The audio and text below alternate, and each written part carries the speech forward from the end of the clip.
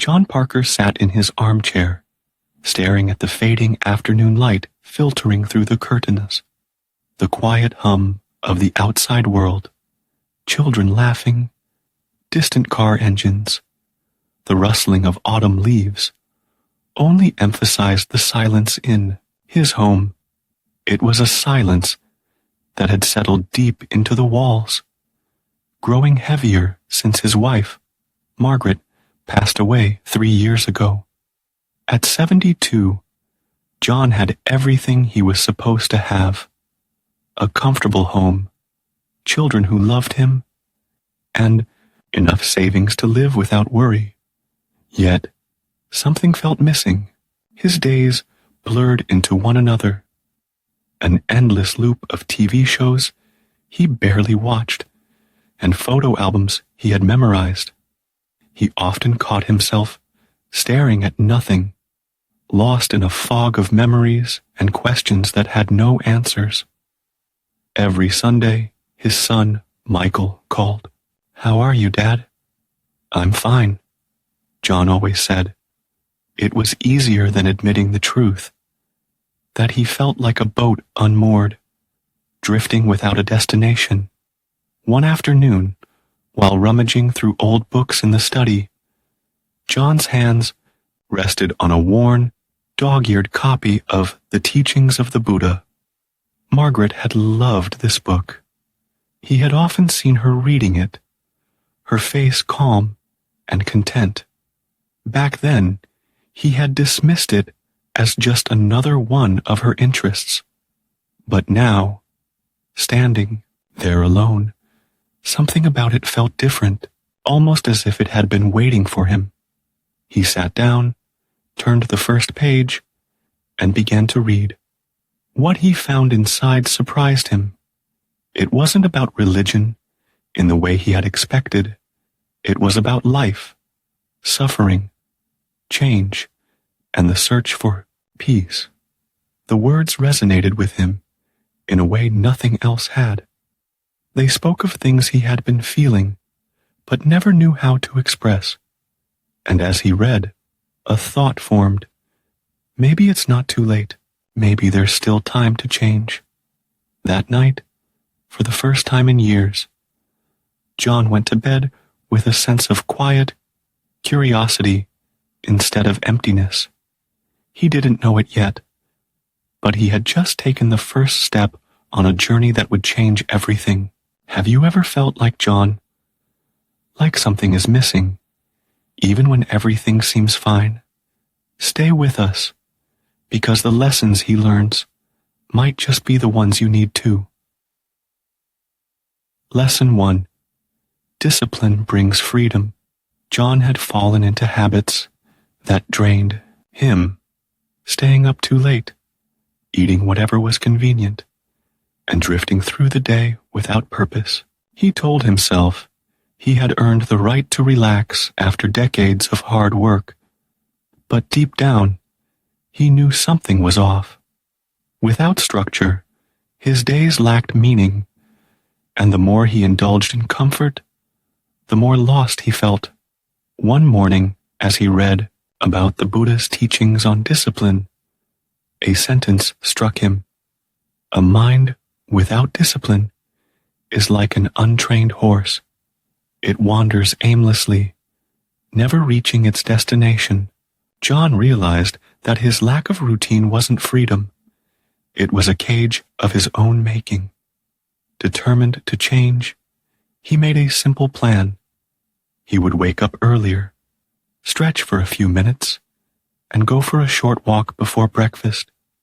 He would eat mindfully, read for at least 30 minutes a day, and end his nights with quiet reflection instead of mindless television. It wasn't about strict rules. It was about reclaiming his time and energy. At first it was difficult. His body resisted. His mind made excuses. But after a few weeks, something changed. He felt more present, more in control.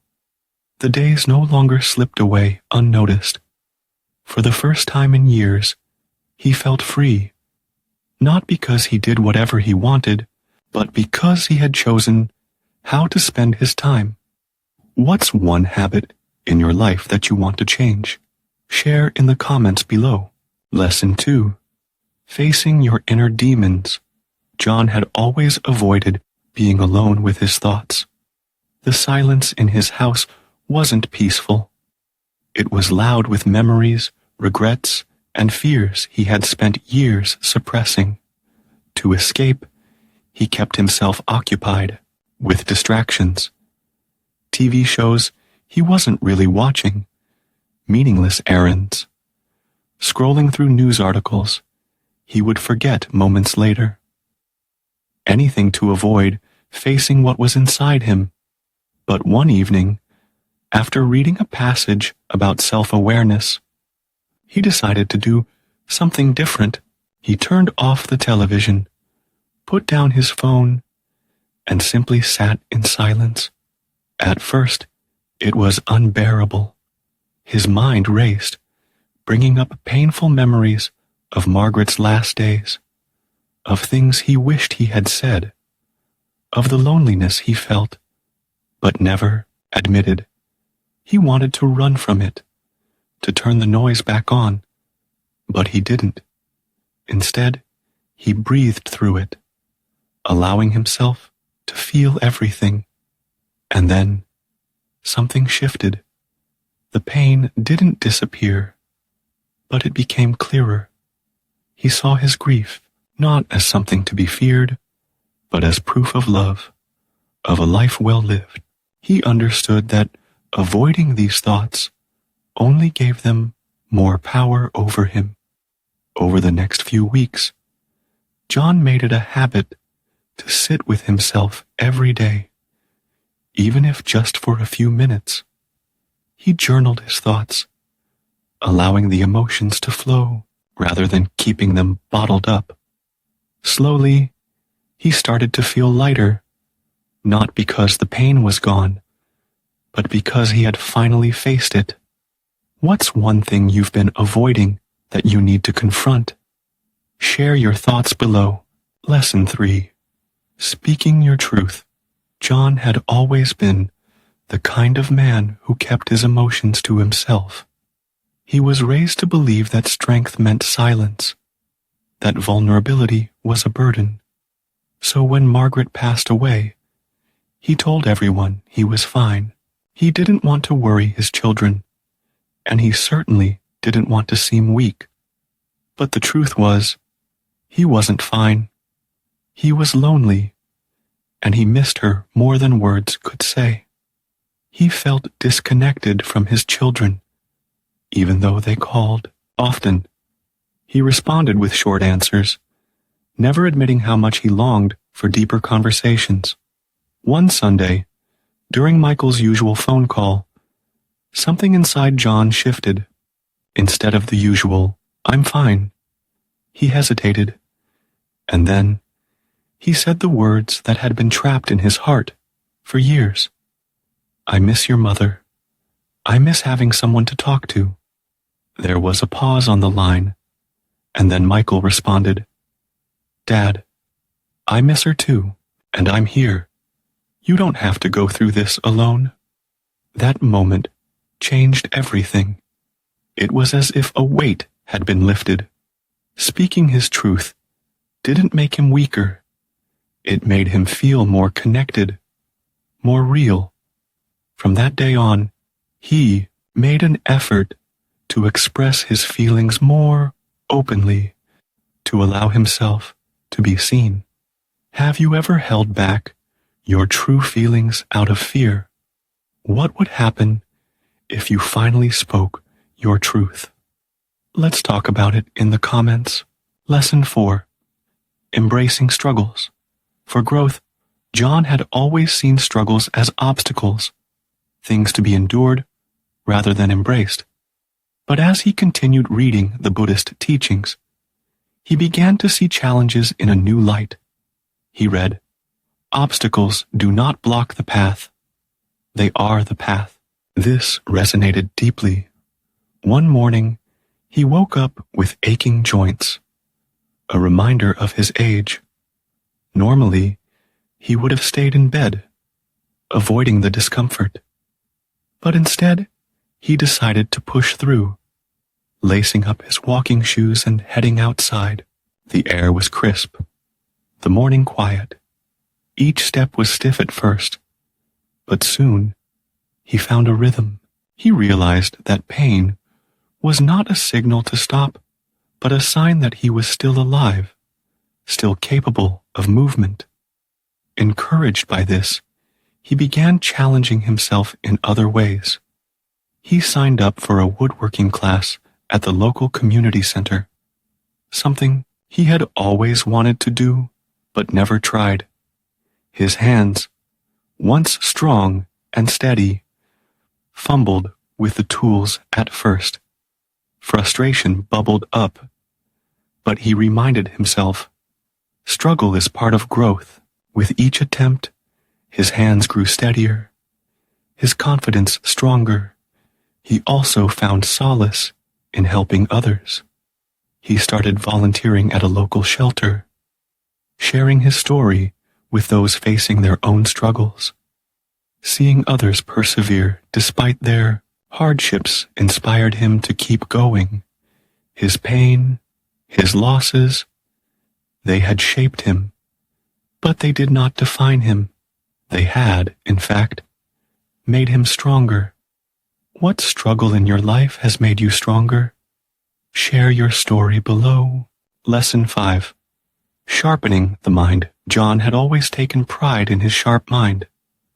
But in recent years, he found himself forgetting small things. Where he left his keys, the names of old friends, details from books he had just read. It frustrated him. He had assumed that aging meant an inevitable decline. But then he came across a teaching that changed his perspective. The mind is like a blade. If left unattended, it will rust. But with practice, it can stay sharp.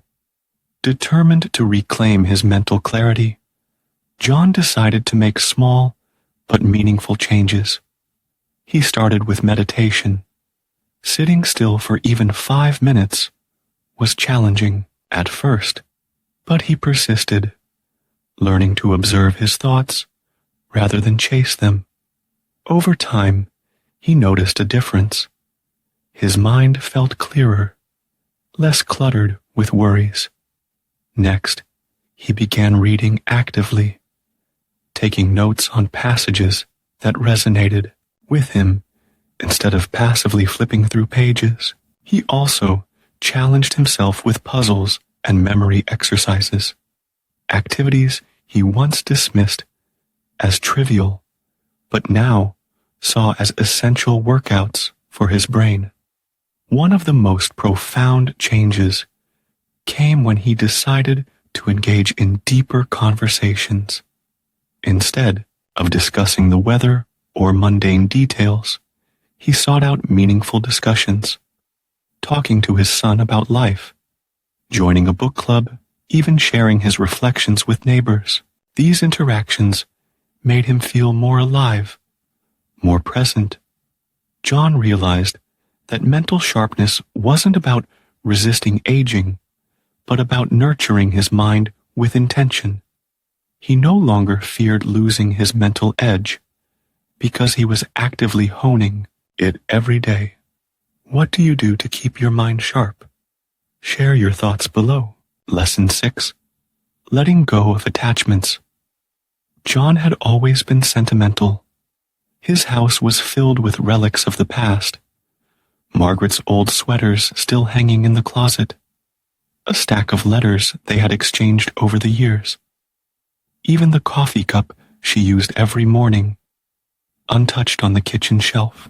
He told himself these things kept her close, but deep down, he knew they were also keeping him stuck. One evening, he came across a passage in his reading. You only lose what you cling to. The words struck him like a wave. He had been holding onto objects as if they could bring Margaret back, but in doing so, he had been unable to move forward. The realization was painful, but liberating. The next day, he made a decision. He gathered Margaret's clothes and donated them to a local shelter, imagining how happy she would be, knowing her belongings were helping others. He sorted through old letters, keeping a few precious ones, but letting go of the rest. He even took her coffee cup, held it for a moment, and then placed it in a box to be given away. At first, it felt like he was erasing her, but as he looked around his home, now lighter and less burdened by the past, he realized something important. Letting go didn't mean forgetting. It meant making space for new memories, new joys, and a new chapter in his life. That evening, as he sipped tea from a different cup, he felt something unexpected. Peace. Is there something you've been holding on to that you need to release? Share your thoughts below. Lesson 7. Overcoming the illusion of one day. John often found himself saying, "One day, I'll travel again," or "One day, I'll pick up painting like I always wanted." But days turned into weeks, weeks into months, and those one days never came. He was always waiting for the right moment, the right mood, the perfect set of circumstances. One afternoon, while reading, he came across a passage that read, "The trouble is, you think you have time." The words shook him. He realized that all the time he had spent waiting for one day had only led to lost opportunities. If he wanted to live fully, he needed to act now, not later. Determined to break the cycle, he made a list of things he had been postponing. Travel was at the top. Instead of dreaming about it, he booked a short trip to visit an old friend. Next was his passion for painting. He went to the local art store, bought some supplies, and started that evening. The first strokes were hesitant, but as he continued, he felt a spark of joy he hadn't felt in years. John learned that life doesn't wait. There is no perfect time, only now. And with each step he took, he felt more alive, more engaged, more at peace with the present. What's something you've been putting off for one day? What small step can you take today to make it happen? Share your thoughts below. Lesson 8. Seeking meaning, not just pleasure. John had spent years chasing small comforts, watching television for hours, eating rich foods, and indulging in distractions to fill the emptiness he sometimes felt. These things brought momentary pleasure, but the feeling never lasted. The more he sought comfort, the more restless he became. One evening, as he sat staring at the flickering light of his television, he recalled a quote he had read earlier that day. "Pleasure is fleeting, but meaning endures." He thought about the moments in his life that had truly made him feel fulfilled. Not the times he escaped into distractions, but the times he had contributed, created, and connected. Determined to shift his focus, he made a change. Instead of watching television all evening, he picked up the phone and called an old friend. Instead of mindlessly snacking, he started preparing meals with care, savoring each bite. Instead of avoiding difficult conversations, he opened up to his son about his dreams and regrets. And most importantly, he found ways to give back, volunteering at a local community center, sharing his woodworking skills with younger generations, and mentoring those who needed guidance. Slowly, John realized that true happiness didn't come from escaping reality, but from engaging with it. The pleasure he once sought paled in comparison to the deep sense of fulfillment he now felt. What's something meaningful you've done recently? How did it make you feel? Share your experience in the comments below. Lesson 9. Serving something greater than yourself. John had spent much of his life focusing on his own journey, his career, his family, his personal happiness.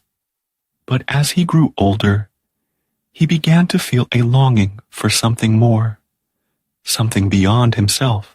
He realized that the moments in his life that had brought him the most fulfillment weren't the ones where he had achieved personal success, but the times he had helped others.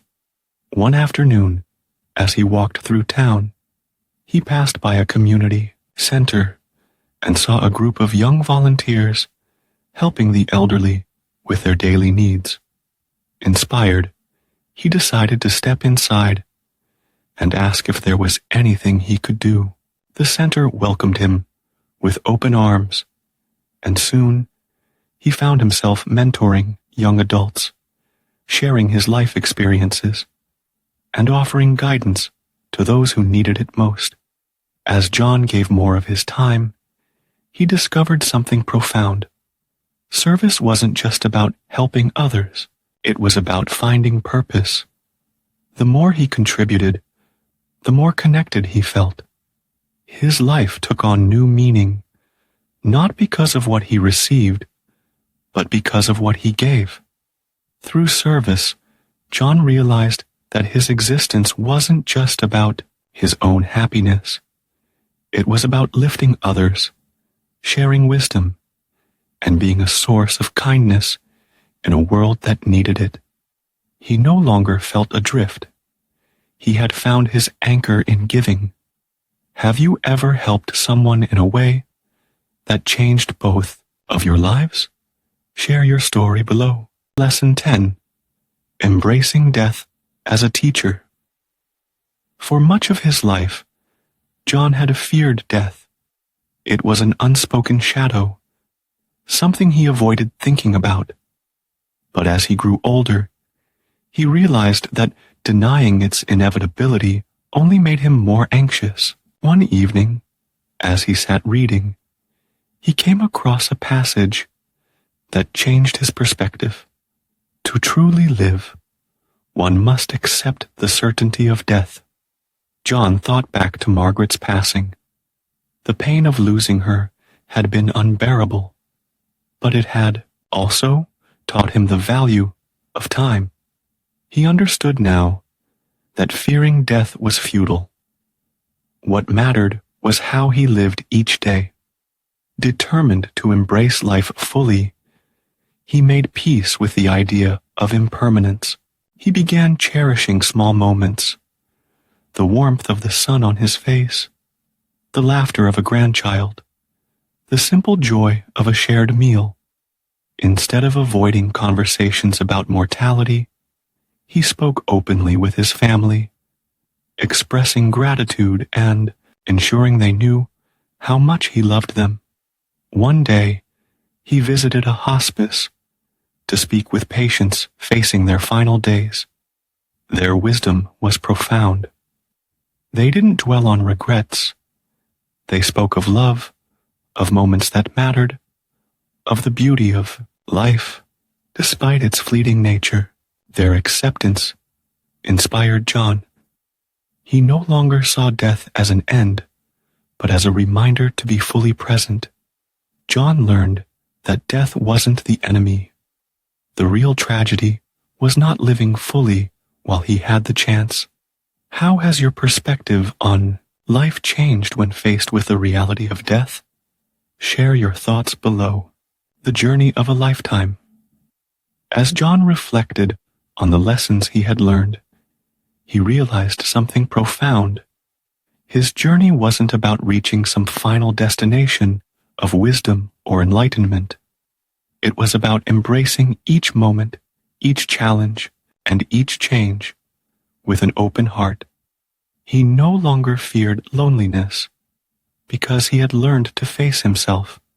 He no longer clung to the past because he had found joy in the present. He no longer waited for one day because he understood that life was happening now. And most importantly, he no longer feared death because he knew that his life had been meaningful in the ways that truly mattered. One evening, as he sat on his porch watching the sun dip below the horizon, he smiled, not because he had all the answers, but because he had finally learned to ask the right questions. He had lived, he had loved, and he had grown. And in the end, that was enough. Which lesson from John's journey resonated with you the most? Share your thoughts below, and let's continue this conversation together. If John's story inspired you, don't forget to support our channel. Like this video to help spread these powerful lessons. Share it with friends and family who might need this message. Subscribe and turn on notifications so you never miss an inspiring story. Thank you for being part of this journey. Let's continue growing together.